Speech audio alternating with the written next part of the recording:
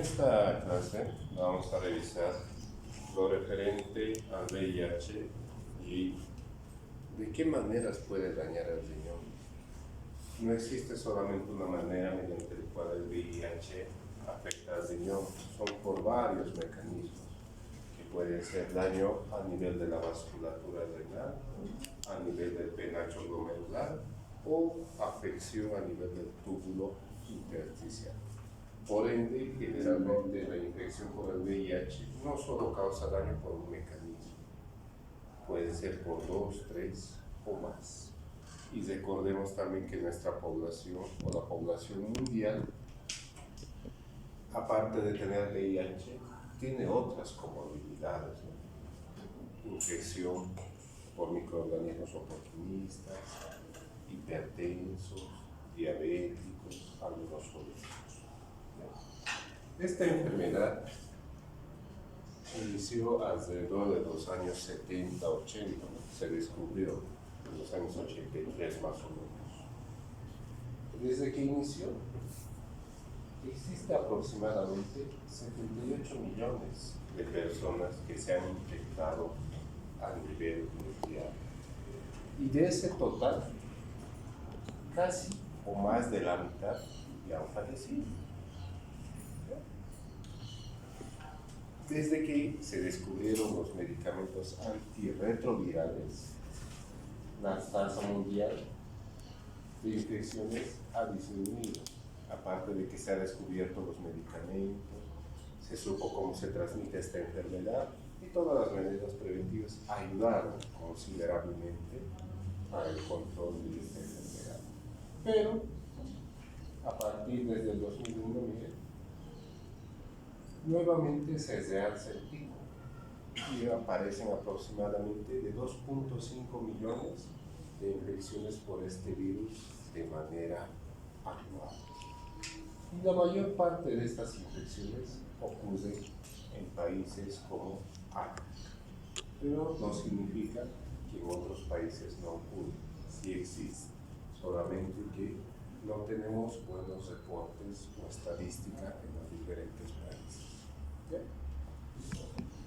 En Estados Unidos existe aproximadamente 1.1 millones de personas con HIV y es un país de primer mundo donde supuestamente hay medicamentos y todo accesible. Entonces, si un país desarrollado tiene esta cantidad aproximadamente, entonces en países en vías de desarrollo esta cifra se incrementa mucho más. Y en estos países refieren que la incidencia es aproximadamente 50,000 casos por cada año. ¿Ya?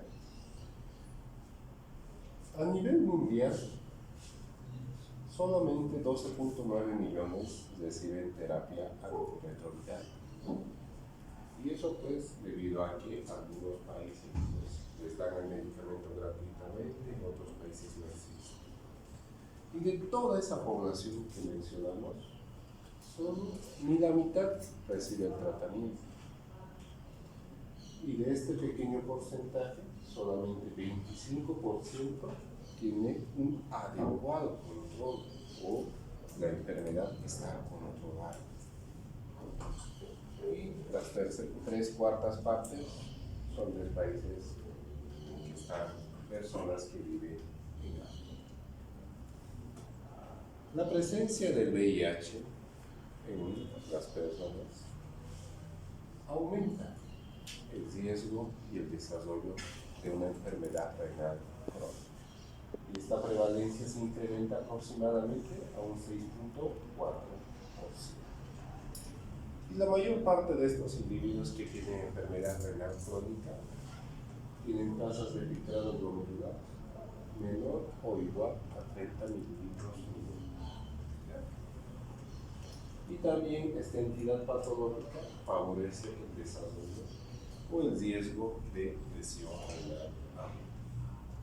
En esta imagen podemos observar que la mayor prevalencia de esta enfermedad se encuentra en el continente africano. Mayor abierto. En países, por ejemplo, acá, Bolivia no tiene reportes, Pero sí hay en este país una gran cantidad de personas que viven con el HIV. Entonces, lo que acabamos de mencionar, ¿no? El HIV, o el virus de la inmunodeficiencia humana, puede provocar daños a nivel vascular, o sea, en la arteriola aferente, eferente o en la vasculatura peritubular. También puede provocar daño a nivel del glomérulo, que puede ser a nivel de porocito, o membrana o de sangre. Y a nivel túbulo intersticial puede provocar daño aquí en el túbulo o el intersticio que mantiene fijo a la nefrona en el túbulo. Entonces, las enfermedades o las patologías que pueden afectar la vasculatura renal son, primeramente, la aterosclerosis. Cuando existe una infección por este virus, genera una lesión a nivel del endotelio, y en el endotelio vascular a nivel sistémico, no preferentemente en nuestras arterias. Entonces, esa lesión endotelial favorece el desarrollo de la formación de las placas ateromatosas de manera más acelerada. Entonces, el desarrollo de esas placas ateromatosas disminuirá de manera progresiva el volumen de la vasculatura. Y si disminuye la vasculatura, entonces la cantidad de sangre que llegue al glomérulo será cada vez menor y menor y menor. Y esto pues puede estar favorecido también por la obesidad, por la diabetes mellitus, por la hipertensión, que también son factores coagulantes para un desarrollo precoz de la aterosclerosis. Otra complicación muy frecuente y grave en estos pacientes es la microangiopatía trombótica, una entidad clínica grave que se caracteriza por la presencia de anemia hemolítica, trombocitopenia, pus negativo y en el frotis de sangre periférica la presencia de esquistocitos. También recordemos que estos pacientes, dependiendo de la cantidad de recuento de los CD4, las infecciones oportunistas varían, ¿verdad? Entonces, una de las infecciones oportunistas muy comunes es por adenosistis. Y también los procesos infecciosos intestinales, que pueden provocar cuadros enterales leves a severos. Y estos cuadros enterales pueden ayudar a precipitar la presencia de la falla renal de etiología presenta por el descenso del volumen sanguíneo circular y las comorbilidades que mencionamos.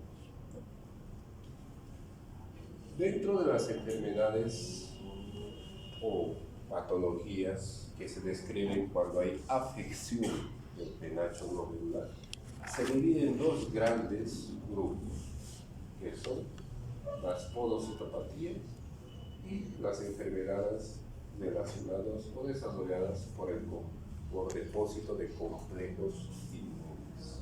¿Ya?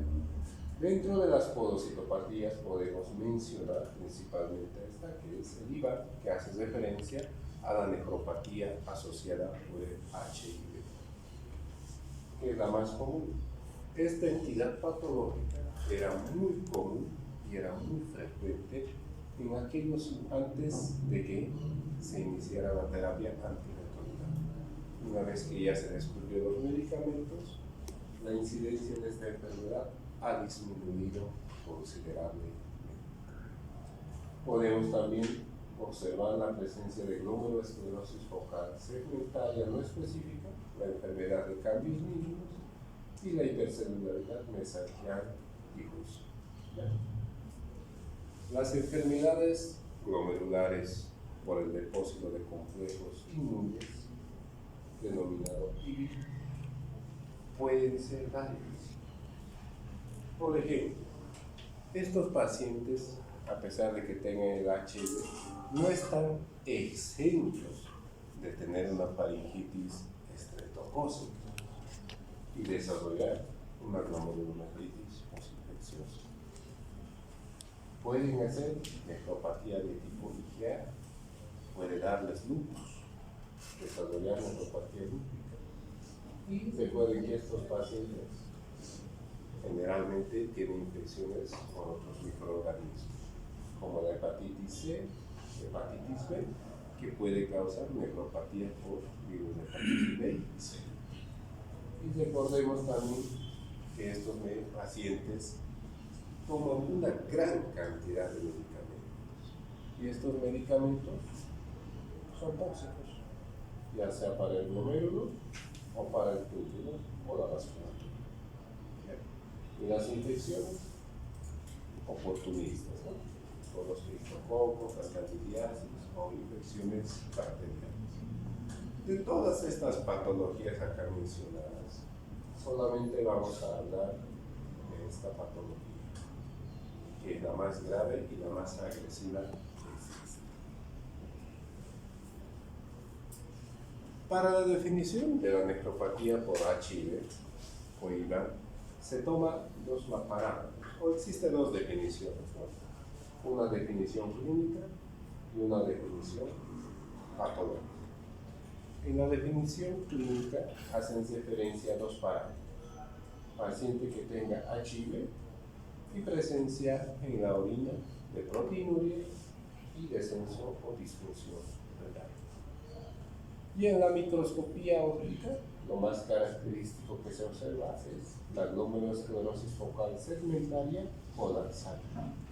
Y a nivel de los túbulos, la presencia de quistes o microquistes.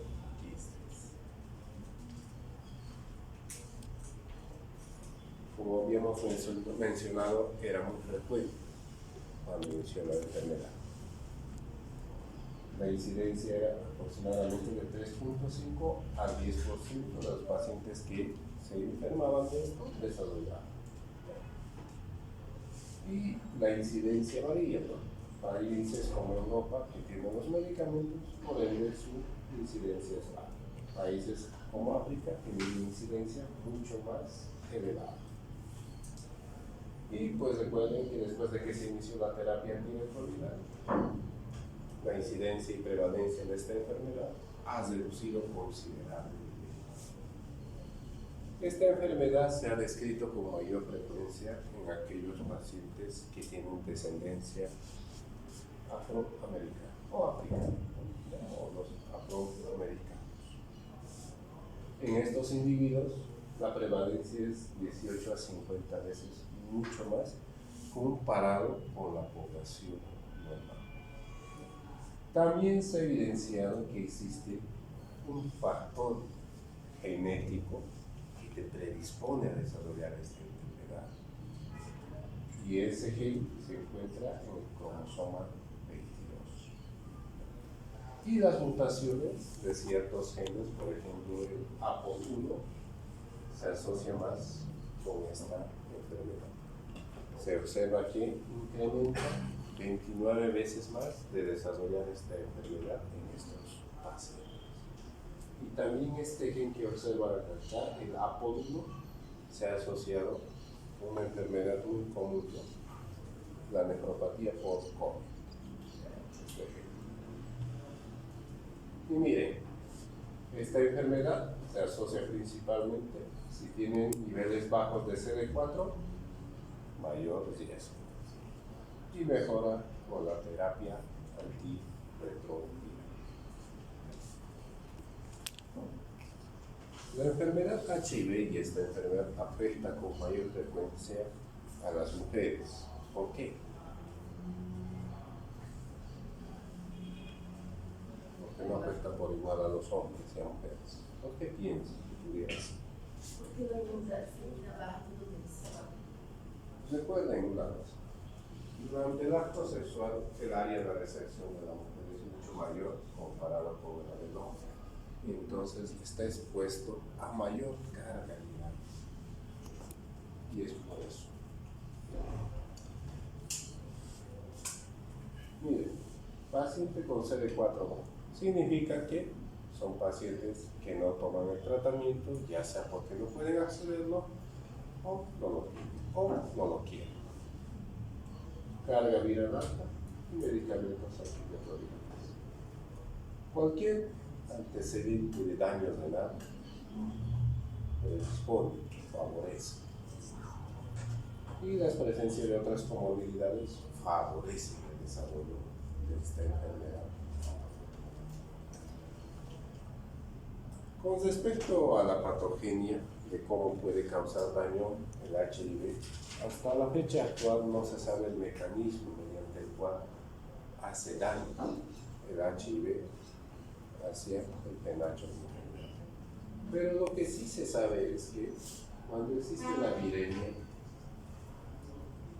el virus llega al riñón y penetra específicamente a las células porocitadas, donde desencadena una serie de respuestas que dan por resultado la muerte del porocito. Pero esos virus no solamente afectan al glomérulo, también afectan a las células del túbulo, donde también las inhibe la síntesis y mueren. Esta muerte prematura, ya sea de los porocitos o del epitelio tubular, favorece a lo que se desarrolle la glomerulosclerosis focal segmentaria y a nivel tubular la formación de los quistes o dilataciones, lo que se mencionaba en la patología, ¿no? Entonces, acá por ejemplo, el porocito ya falleció. Y como mecanismo compensatorio, las células de la capa parietal de la cápsula de Bowman empiezan a proliferar y generar al mismo tiempo la disfunción de todo el penacho glomerular. Esto ocurre en todos los glomérulos del riñón. En algunos lo hace más rápidamente, en algunos lo hace de manera mucho más lenta. Estos pacientes generalmente, cuando presentan esta patología, cursan con proteinuриas nefróticas, o algunos los describen en la literatura como una proteinuria masiva, mayores a 10 gramos día. A nivel renal, si se realiza una ecografía, generalmente el riñón se encuentra aumentado de tamaño y la creatinina va subiendo progresivamente y el filtrado glomerular va descendiendo de manera paulatina. Si se realizara una biopsia renal en estos pacientes, los hallazgos varían de en qué estado está y en qué etapa de la enfermedad. Obvio que si está en etapas iniciales de la enfermedad, los cambios que se vayan a hacer van a ser mucho menos. Pero ya se encuentra en etapas avanzadas, como por ejemplo acá, ya estarán totalmente fibrosadas. El tratamiento para esta enfermedad es el tratamiento antirretroviral. Si se mantiene controlado la enfermedad con el medicamento antirretroviral, la enfermedad se controla y remite. Hay muchos estudios, ahí pueden encontrar todos, pero estos estudios solo es para mostrarles que una vez que inician la terapia antirretroviral estos individuos, la función renal mejora, independientemente de donde se encuentre uno. Aparte de que el filtrado glomerular aumenta, la velocidad de descenso también es mucho mejor. Entonces, la primera recomendación será un adecuado tratamiento antirretroviral. Según la Sociedad de las Enfermedades Infecciosas Americanas, que son las guías ex-PITSA, o las que nos dirigen a nosotros, Entonces, de primera instancia, ponen primeramente la terapia antirretroviral como el pilar del tratamiento. Nosotros, como nefrólogos, podemos utilizar medicamentos para disminuir la proteinuria, porque estos pacientes cursan con proteinuria masiva. Y los medicamentos sugeridos o recomendados son los IECAs o los bloqueadores de receptores de angiotensina, que son considerados como medicamentos antiproteinúricos. En la literatura también se menciona o se describe el uso de esteroides, pero el uso de los esteroides es muy controvertido y dependerá mucho de la condición clínica de un paciente. Por ejemplo, si un paciente tiene recuento de CD4 bajo, viremia alta y proteinuria masiva, en primera instancia pues no se va a poder utilizar, porque aparte de que los esteroides bajan las defensas, pues favorecerán mayor riesgo de infecciones.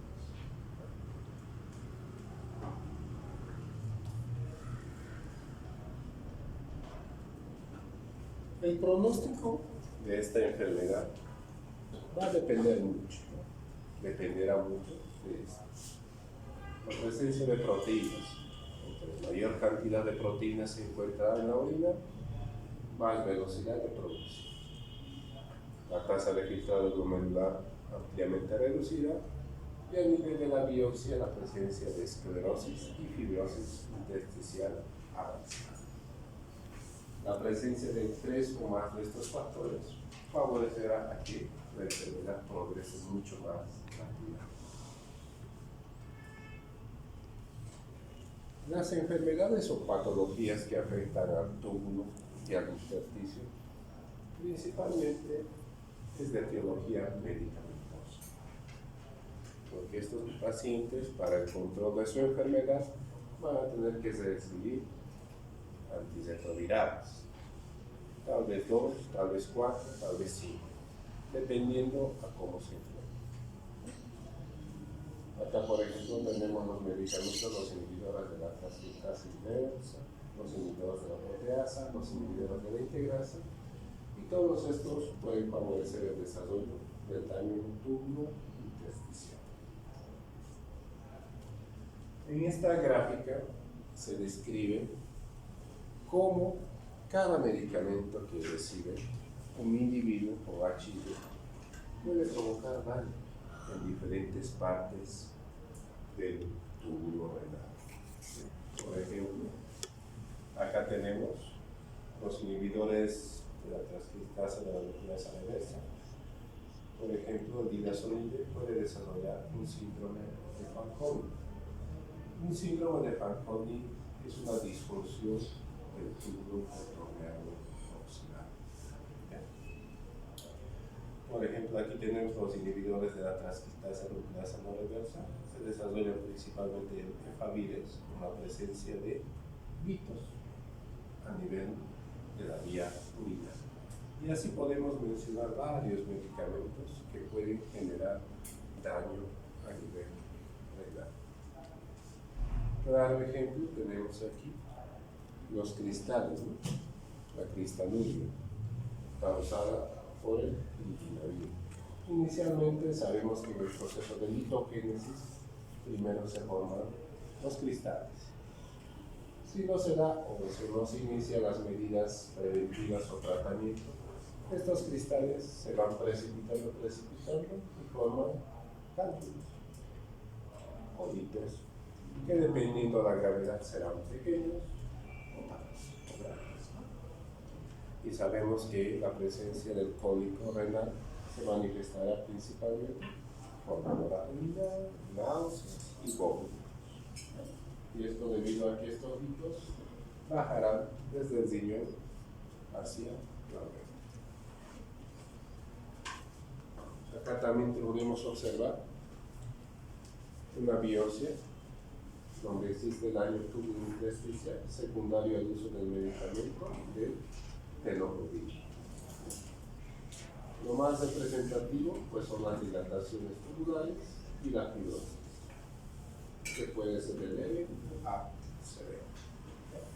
Entonces las manifestaciones clínicas del daño túbulo-intersticial son varias, no solo puede ser un síndrome, que puede ser desde un síndrome de Fanconi, que dijimos que era la disfunción del túbulo proximal, que se caracteriza por acidosis metabólica, combate gas normal, hipercloремia, hipofosfatemia, hipocalemia y proteinuria en la orina. O también puede manifestarse como una acidosis tubular renal o la presencia de litos. Y dependiendo del tamaño de los litos, la sintomatología va a variar. Las recomendaciones para el manejo de estos tipos de pacientes es que se tiene que realizar un control cada 6 o cada 12 meses, dependiendo de las condiciones en las cuales se encuentra el individuo. Principalmente con creatinina, urea y un examen general de orina, y en la muestra única de orina de proteínas y creatina. Todos estos para ver si tiene algún dato de deterioro o progresión renal. Pero las guías cardio nos recomiendan que estos individuos tienen que clasificarse para estratificar el riesgo para el desarrollo de una enfermedad renal crónica. Y lo dividen en dos grandes grupos: bajo riesgo y riesgo alto. Y toman 3 parámetros. Primeramente, filtrado, la proteinuria y la edad. Y de estos toman ciertos valores. Dicen que aquellos individuos que tienen bajo riesgo son aquellos que tienen tasa de filtrado glomerular mayor o igual a 90, el índice de proteína creatinina menor a 200 y una edad menor a 50 años. Si tiene esos 3 parámetros, es un paciente que tiene riesgo bajo de desarrollar enfermedad renal crónica. Y recomendación solamente la terapia retroviral o antirretroviral recomendada. Se considera riesgo alto cuando la tasa de filtrado glomerular se encuentra menor a 70, la proteinuria mayor a 500, edad mayor a los 60 años. Pero si además presenta otras comorbilidades, como coinfección por el virus de la hepatitis C, presenta diabetes mellitus descontrolada, descontrol de la presión, o ya tiene historia de enfermedad cardiovascular. Entonces, en estos individuos, la terapia antirretroviral recomendada pues serán muchos más medicamentos, porque se tendrá que controlar dicha enfermedad. Pero aparte de esos 2 factores o esos 2 grupos, también mencionan otros parámetros que tenemos que tomar en cuenta para estratificar a este paciente. Por ejemplo, habíamos mencionado que la presencia de mutaciones genéticas predispone a que se desarrollen las formas más agresivas de la enfermedad, como la mutación del gen APOL o las variantes del ABCXX. Y a la presencia de estos factores genéticos en un individuo, pues te favorece a que tengas mayor riesgo. Otros factores también recordemos: a mayor edad, mayor riesgo. Recordemos que el riñón ya a partir de los 30 años envejece. Y envejece a una velocidad de 100 de filtrado glomerular, 1 mililitro minuto por cada año. Ya para la edad de 60 años, ya vamos 30. Para los 70, 40. También vemos que estos individuos o esta enfermedad es más frecuente en quienes, en aquellos individuos que tienen una descendencia afroamericana. También estos individuos pueden utilizar drogas ilícitas. Y también el estatus socioeconómico. En algunos países la terapia antirretroviral se paga el Estado, en otros para tener que ir a la presencia de comorbilidades como la obesidad, diabetes, hipertensión o enfermedades cardiovasculares favorecen el desarrollo más acelerado de la aterosclerosis. Entonces, mayor daño. Estos pacientes no están exentos de desarrollar tumores. Y uno de los tumores más reportados pues, es el sarcoma de Kaposi. También podemos relacionarlo con el HIV, como es el caso del control. Un paciente con HIV si no toma sus medicamentos, por ende, la viremia va a estar elevada y mayor daño. El recuento de células B y la composición de los diferentes medicamentos. Y las confecciones, ¿no? De la hepatitis, tuberculosis, sífilis y otros. Y la misma etiología del daño. Entonces, para la estratificación de estos individuos, se toman muchos parámetros. No solamente se toman 2 o 3. Y estos parámetros pues ayudarán a discernirlos. Este tiene riesgo alto y este tiene riesgo bajo.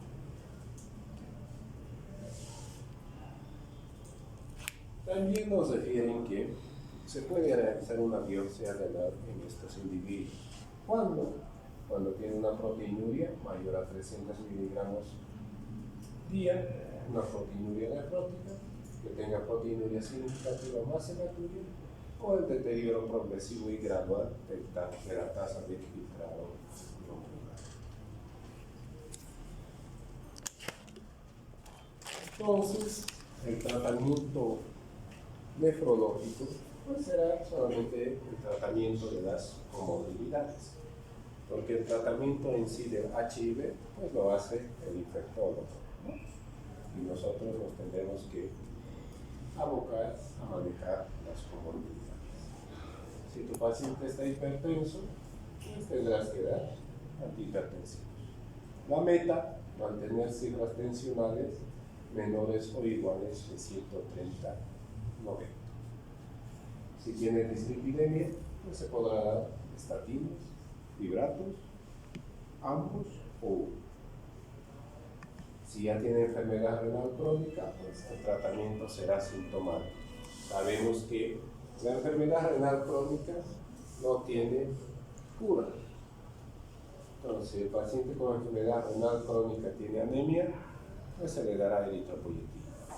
Si tiene hipercalemia, se le dará medicamentos antihipercalémicos. Si tiene hipocalcemia, se le dará calcio. Y si tiene fósforo elevado, se le dará quedano. Y así el tratamiento de la enfermedad renal crónica es solamente sintomático. Y ya en etapas terminales, pues, se puede también dar la opción de diálisis o trasplante renal.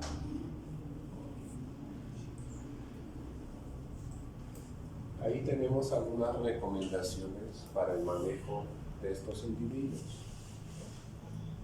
En nuestro caso, pues será principalmente este. Si tiene hipertensión, pero si tiene normoproteína o proteinuria, las cifras de tensión arterial recomendadas varían. Si tu paciente tiene HIV y no tiene proteinuria, presión arterial sistólica menor a 140. Si tu paciente tiene hipertensión y proteinuria, la meta es mantener una presión arterial sistólica menor o igual a 130.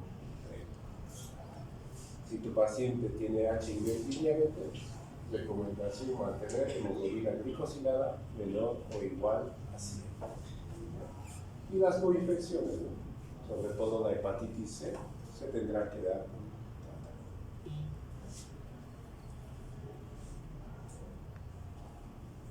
Estos pacientes pueden llegar a una insuficiencia renal crónica terminal. Bueno, sí llega. Y se requerirán terapias de sustitución renal. La que se tenga en mano se puede hacer. Pero la supervivencia disminuye, porque es otra comorbilidad más. O sea, se muere más prematuramente. ¿Ya? Y miren, la modalidad de diálisis no afecta a la supervivencia. Y si estos pacientes se dializan, pues hay que tener muy en cuenta todas las medidas de protección universal, ¿verdad? Porque en la hemodiálisis jugamos con sangre. Entonces tendrá que utilizar todas las medidas de prevención. ¿Estos pacientes se pueden trasplantar? Sí.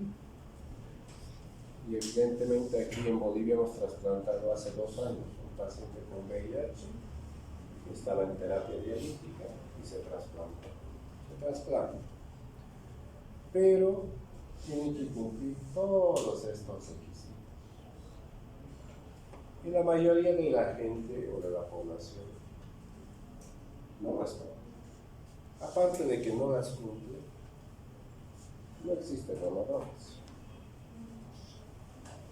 Y aparte de que no existen donadores, el que tiene que donar será un paciente que tiene HIV, pero con una función renal normal y podrá donar su sangre.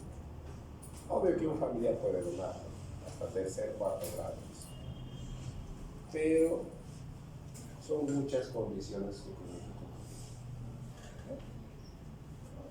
Entonces, cumplir todas estas metas está muy difícil. Y pues la supervivencia con trasplantes de cualquier, o sea, la etiología de la enfermedad, ¿verdad? De cualquier etiología que sea, con el trasplante es mejora. Pero el riesgo está. Tiene que seguir tomando sus medicamentos antirretrovirales, el riesgo de las comorbilidades sigue ahí. Entonces puede volver a desarrollar la enfermedad. Tal vez un poco más tardíamente, tal vez más antes. Eso pues no se puede saber. Pero sí, lo que sí sabe es que mejora la supervivencia del individuo. Ahí termino. Preguntas o dudas. El examen va a ser hasta este tema. Todo lo que hemos avanzado hasta el día de hoy, que sería anatomía, fisiología renal, examen general de orina, imagenología renal, síndrome nefrótico, nefrítico, nefropatía diabética y nefropatía por HIV. Vai disponibilizar em Moodle as dias possíveis. Este es un resumen. El examen es puro casos clínicos. Es el jueves, ¿no? Sí.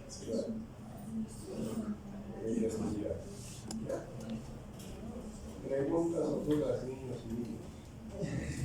Yo por el caso de una persona que tiene una máscara que al usar hipertensión, aquí para